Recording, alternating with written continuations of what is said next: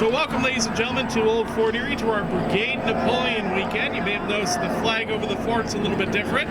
With Brigade Napoleon this weekend, we're asking you to transport yourself not only back in time, but somewhere else. So just pretend for a moment that we're looking at a fort in Spain. Just over 200 years ago, during the Napoleonic Wars, the British and the French were fighting throughout Spain. The British with their allies, both Spanish and Portuguese, and the French with their polyglot army of allies from all over Europe. Poles, Italians, Germans. I'll point out some unique ones if I spot. Actually, there's one right there. You notice one of the blue-coated fellows in the French ranks? He's got a rather interesting helmet with a great big dome on the top of it. What you're looking at there is one of the German allies, a Bavarian, fighting alongside the French, and the gentleman in the white uniform, I believe they are Württembergers, also Germans who fought alongside the French.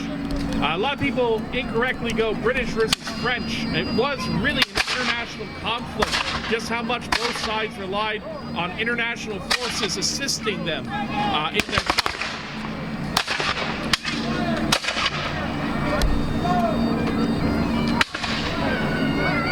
Now, I'd be remiss to not mention, if you look in the distance, you'll notice a kind of mixed bag unit over there on the British side. Those are Spanish guerrillas.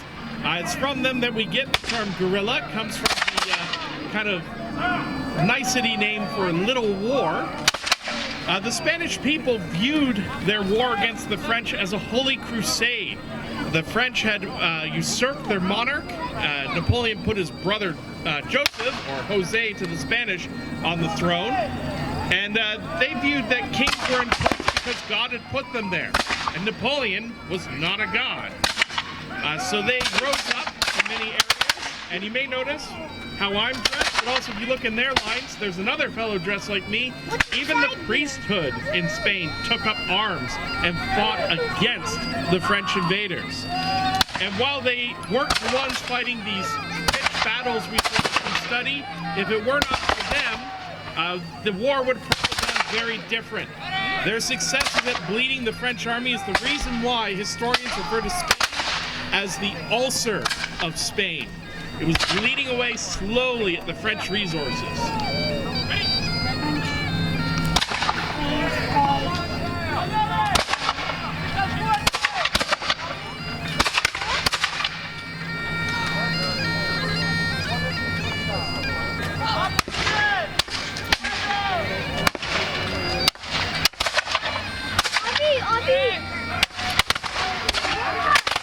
Now, as the two sides are fighting, you'll notice some of the officers moving about.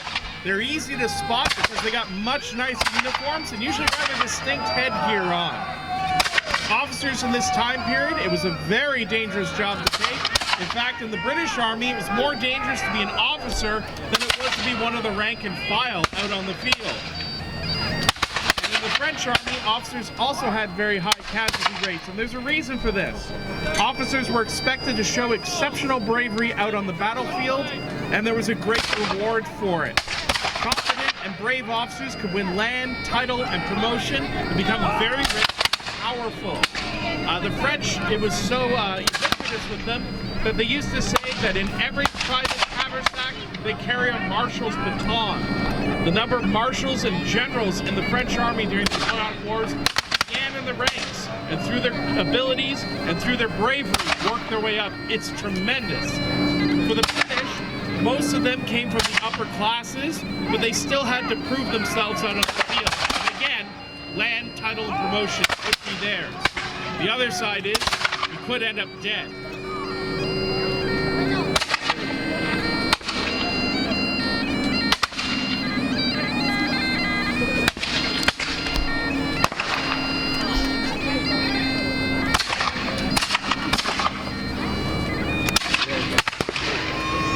As the two armies are fighting, you're going to notice the amount of smoke that builds up on the battlefield. Black powder produces 10 times its own volume in smoke, and the battlefield could quickly become cloaked in the fog of war. It didn't help either that the most effective way to use these muskets is max firepower. This is because they're flintlocks, which means they're not very reliable, and they're smoothbore, which means they're not very accurate. By using those large volleys we've all seen in the textbooks, you would counteract those problems, allowing you to have a volume of fire that would mean it didn't matter if yours didn't work, somebody's did, and you don't have to aim. The wall of lead is aiming for you. But that thick smoke necessitates what we all think is the silliest thing out on this battlefield. Why on earth do the British wear red uniforms with white shoot-me-here X's in the middle of their chest? In the smoky battlefield, you wanted a uniform that screamed out to half of the men, "Do not shoot me, I'm on your side." It wouldn't be until well after black powder had vanished from the field that we started to move away from these bright and distinctive uniforms. And even today, if you look at modern armies, when Canadians and Americans were in Afghanistan, they had fantastic camouflage. But guess what they painted on top of all their vehicles? Big white stars. So hopefully they wouldn't get blown up by their friends. Camouflage is great, but it's a good way to become a landowner, as they would say 200 years ago.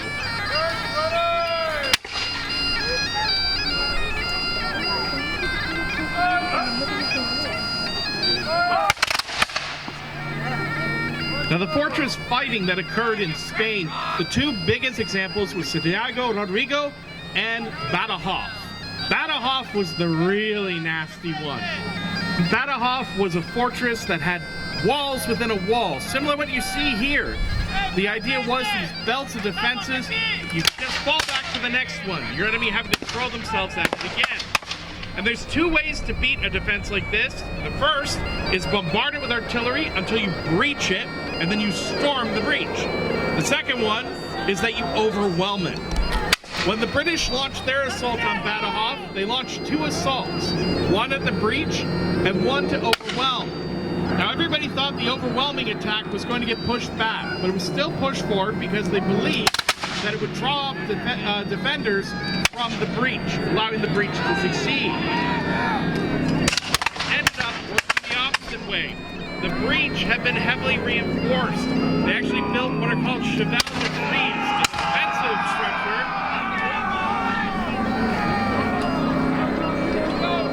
And there we see the attempts to storm.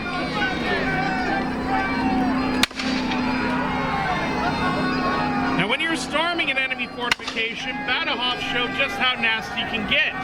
It was tradition that if a fort resisted you, you were permitted to kill every single defender as a warning to future forts what happens should you get inside.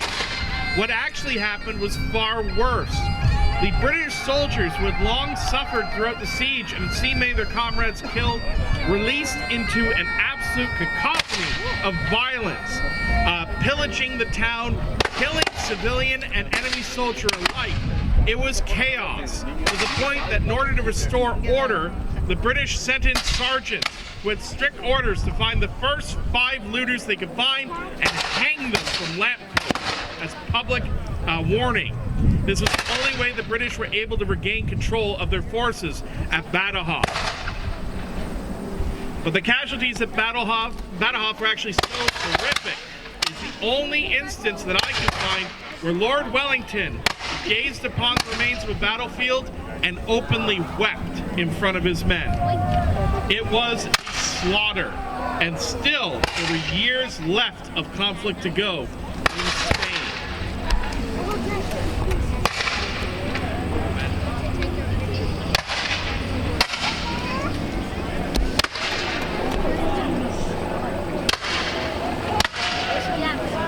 So you can see something that, I don't know if it's fighting in there or if it's the British in the process of looting and pillaging and destroying. The Spanish allies give us a sign raising the Cross of Castile there. Feel free to cheer if you wanted them to win. Loud, they can't hear you very well over the wall. Oh, we see the French flag has been brought down as well. No, vive France.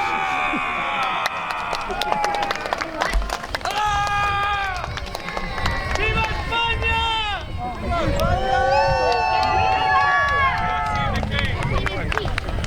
Viva España!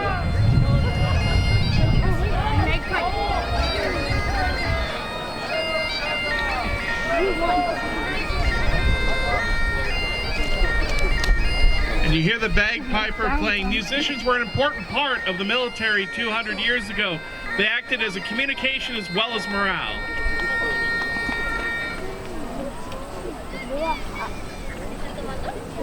And ladies and gentlemen, there is a tradition amongst the reenactors that a lament is played after an engagement.